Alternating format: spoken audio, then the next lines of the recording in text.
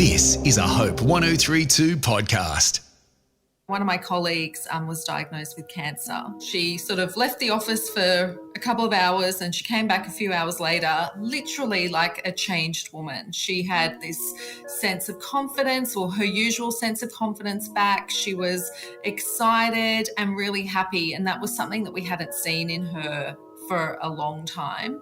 You know, she left work early that day because she wanted to pick her kids up from school, which again, she hadn't done since she'd been diagnosed with cancer, because she just wasn't feeling herself. And, you know, the next day she came in to work and she was saying how excited her kids were and how one of them actually said, "Mummy's back."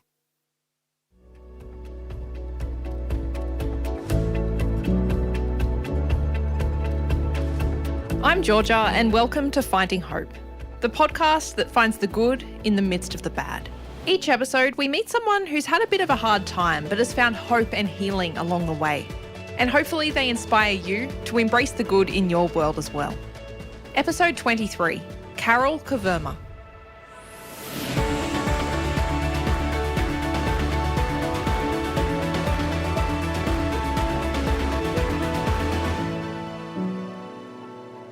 The C word, cancer.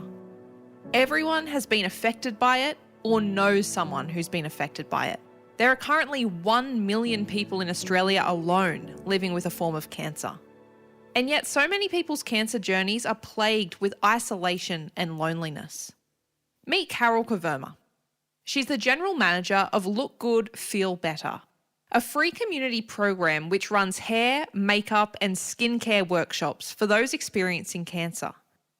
The program takes people in their lowest times of their lives, builds up their confidence and creates community and a safe space to share whatever they're going through. Carol epitomises what Finding Hope is all about, and I'm so excited to have her on the podcast today. Let's meet her.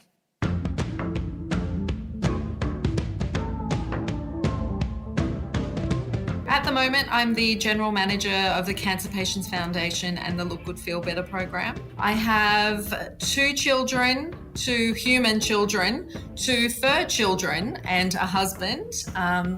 And, you know, a lot of my life outside of work is spent dealing with the 4 children, lots of sporting, lots of Ubering around to sporting events and play dates and parties now that they can have them.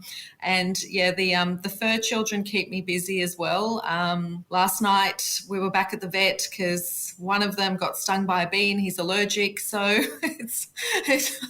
I'm always keeping myself out of trouble. So, You're a typical taxi mum. Yeah, yeah, that's me. I'm sure many of you can relate to Carol, but being a supermum isn't the only thing Carol is brilliant at. She spends her days giving hope to people with cancer, which is a job that she fell into after seeing a colleague's battle with the disease. So I started working for Look Good, Feel Better about 7 years ago. I had known about the program prior to that. Before working here, I was working at the Children's Hospital at Westmead for quite a number of years as well. And one of my colleagues was diagnosed with cancer, and she went to a Look Good, Feel Better workshop up at Westmead Hospital, the adults hospital. And it was actually incredible. She sort of left the office for a couple of hours and she came back a few hours later, literally like a changed woman. She had this sense of confidence, or her usual sense of confidence, back. She was excited and really happy, and that was something that we hadn't seen in her for a long time. You know, she left work early that day because she wanted to pick her kids up from school, which again, she hadn't done since she'd been diagnosed with cancer, because she just wasn't feeling herself. And, you know, the next day she came in to work and she was saying how excited her kids were and how one of them actually said, "Mummy's back." Yeah, so from that moment, I was intrigued by this organisation and, you know, the position came up and I applied, and here I am 7 years later. So what exactly is involved in the program? Well, so Look Good, Feel Better is a free community service program. We have 4 services. I guess the thing that we're known for the most is our face-to-face workshops, where these are designed to help cancer patients manage the appearance-related side effects of their treatment. Participants come in and we go through skincare, makeup and headwear techniques and give them the practical skills and knowledge that they need to face their cancer with confidence. We also run our workshops virtually using Zoom. So these have obviously become really popular in the last 2 years where we've been in lockdowns and we haven't been able to run as many face-to-face workshops. And they're still as impactful. At the end of the day, a lot of what we hear from participants is that they love being in a room full of other people where there's no judgment. Everybody knows what they're going through. They feel safe enough to, be honest about how they're feeling. They feel safe enough to be able to take their wigs off and just be themselves. And they still get that experience in a virtual workshop. And, it's quite fun because, you could be you're sitting in a room in Sydney and someone else is sitting in a room in Perth and someone's sitting in Bundaberg. And, we've got a volunteer who volunteers from New York. So it can be a pretty exciting and happy sort of time when everyone sort of gets to introduce themselves at the start as well. So yeah, it's pretty special. And we also have our home delivered confidence kits. So these are for anyone who can't get to a workshop for whatever reason. Obviously the last 2 years, these have also been very popular. There's about 12 to 14 products in there, skincare and makeup products that are all donated by some amazing brands, and along with an instructional booklet and links to our videos so they can sort of follow along at home in the comfort of their own home. And they pair very nicely, obviously, with the virtual workshops as well. So if you've got a confidence kit, you can log into a virtual workshop and do it all at once. We give them to patients as tools for them to learn some of the techniques, and obviously they're theirs to keep and keep using. Yeah. There's no denying Carol is part of something special. If cancer hasn't impacted you directly, it's likely impacted someone you love. The concept of the program is simple, powerful, and stemmed from one doctor's love for their patient 33 years ago. In 1989, there was an oncologist who had a patient who was just really down on herself and really depressed. She was in hospital and she was sort of refusing to come out of her room, and she was, just not coping very well. And he had a friend who worked at one of the big cosmetic companies. And so he rang him and said, "Hey, do you think someone could come out and help? Maybe give her a makeover, see if she'll feel better about herself." So they arranged that, and they couldn't believe the difference that it made to her.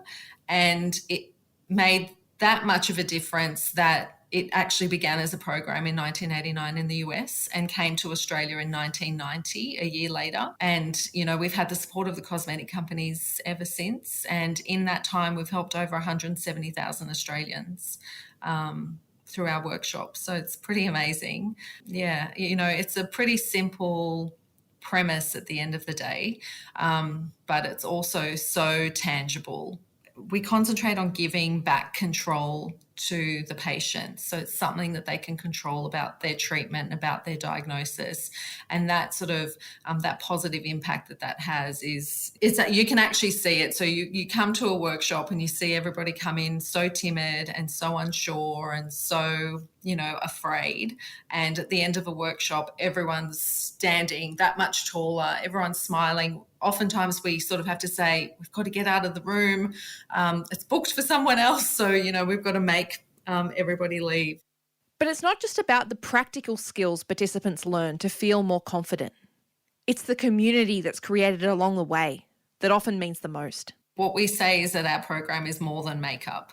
That makeup is what brings people together into the room, but absolutely it's more than makeup. I've been to so many workshops. I remember one a number of years ago. It was just before Christmas time and it was quite a busy workshop, and we go around the room and everybody introduces themselves, and there was a lady there from Port Macquarie and a couple of ladies up. There was another lady from Port Macquarie, and they started chatting and they realised that they both lived a couple of streets away from each other, and that they were both going to be spending Christmas in Sydney away from home. home undergoing cancer treatment, and they swapped numbers. And I know that they actually caught up over that Christmas and New Year period because they were in Sydney alone, and they sort of made a local friend. And I'm not sure, but I wouldn't be surprised if they're still friends now after all these years, after being through what they had been through and being here together. So there's lots of stories like that. Again, swap numbers, or they'll go to lunch straight after a workshop, or they'll have wig parties. So I know of cases where entire workshops have got together at one of their homes after a workshop and had a mobile wig consultant come, and they've all tried on wigs together and given each other advice and helped each other pick their wigs. So that kind of stuff happens all the time, and that's really important to help against that isolation that they're feeling. And even if they're not going through the same treatment plan and their diagnosis is different, as you say, it's just so important for them to feel that kind of connection. And these are strangers who become friends, who they have that connection with that they don't necessarily have with other family members and other friends who, they are trying to protect. So they're not necessarily as honest with them about how they're feeling. And it's hard to be honest.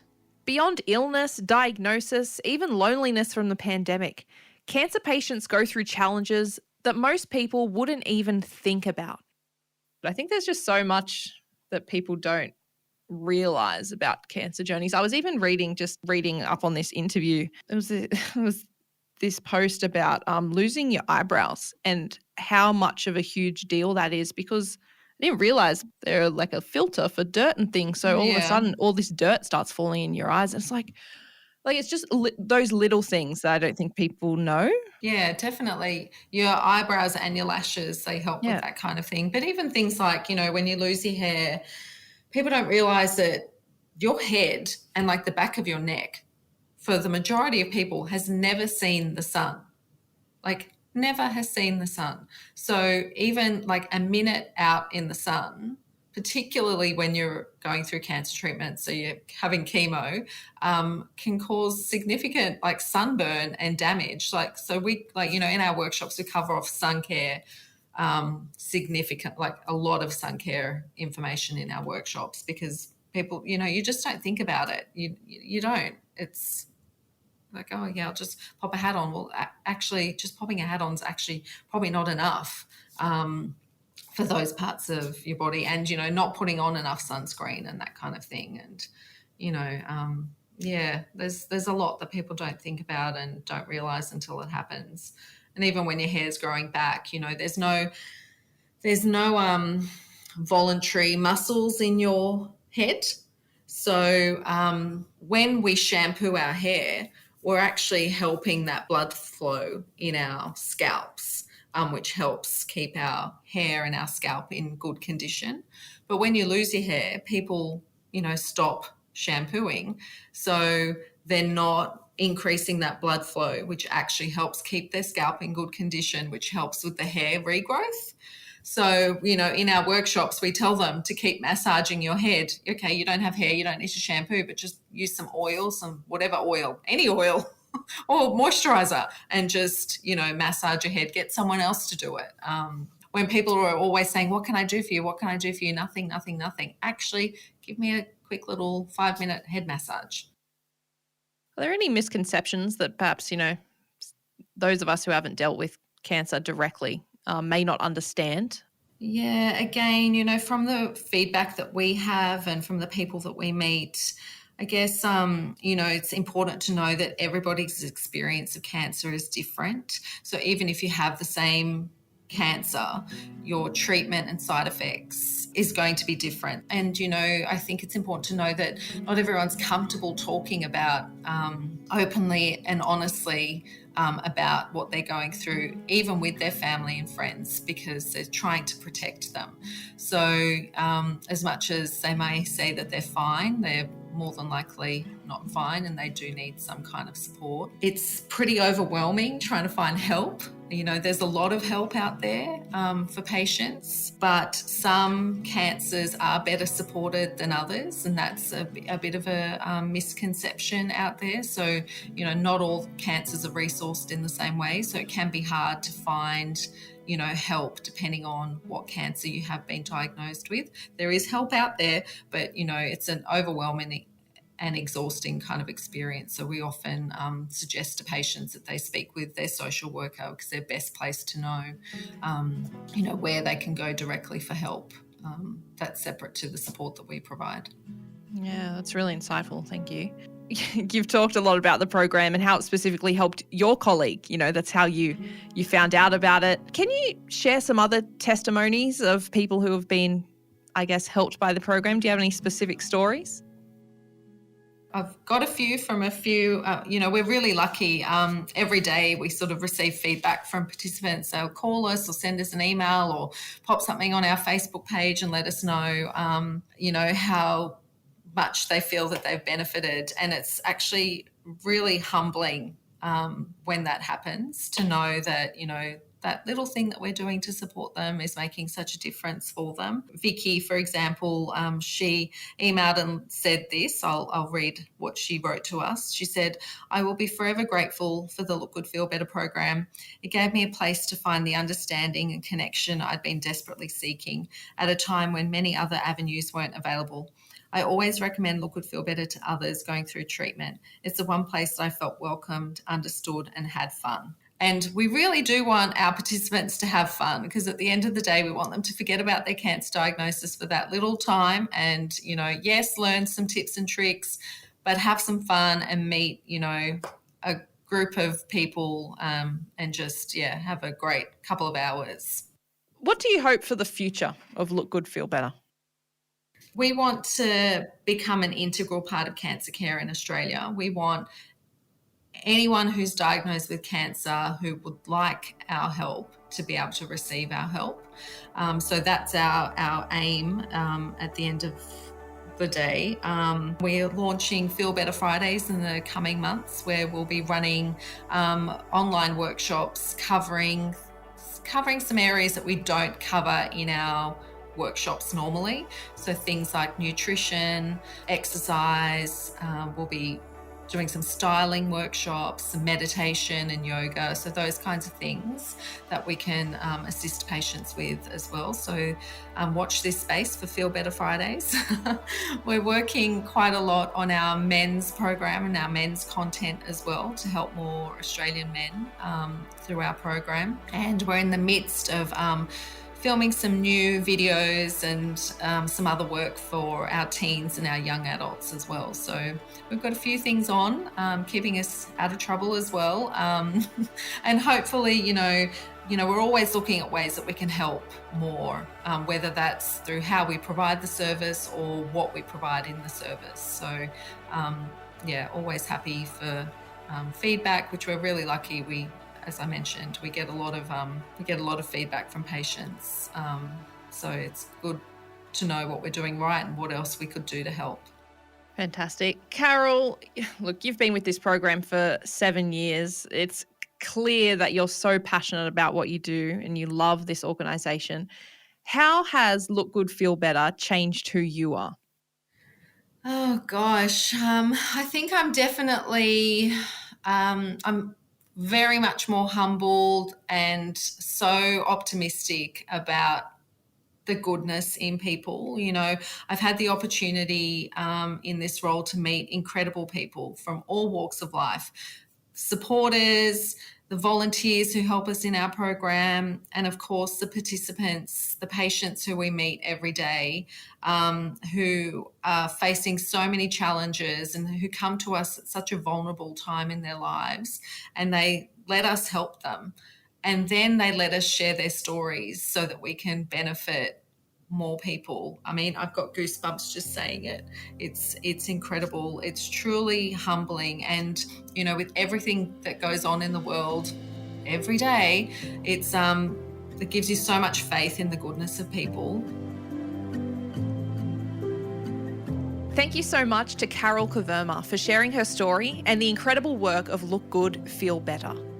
To register for Look Good, Feel Better workshops or to find out more information about the program, you can visit their website lgfb.org.au,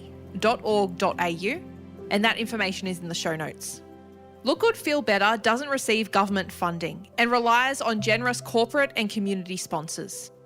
Recently, the program has benefited from the IMB Bank Community Foundation grant.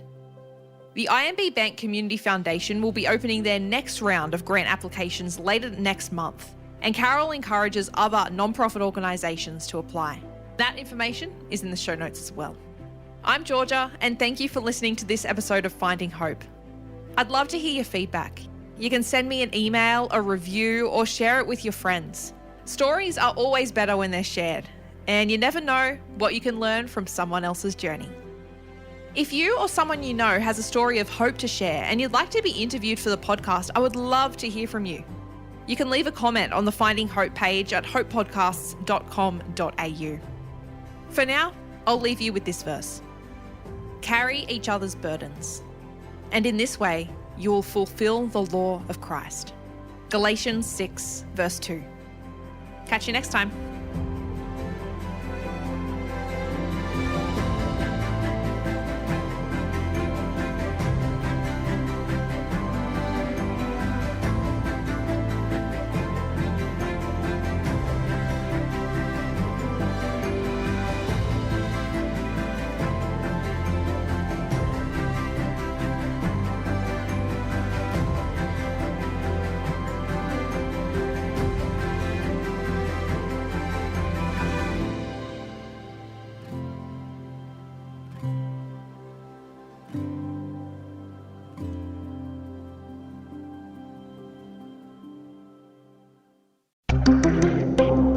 This is a Hope 1032 production. Thanks for listening.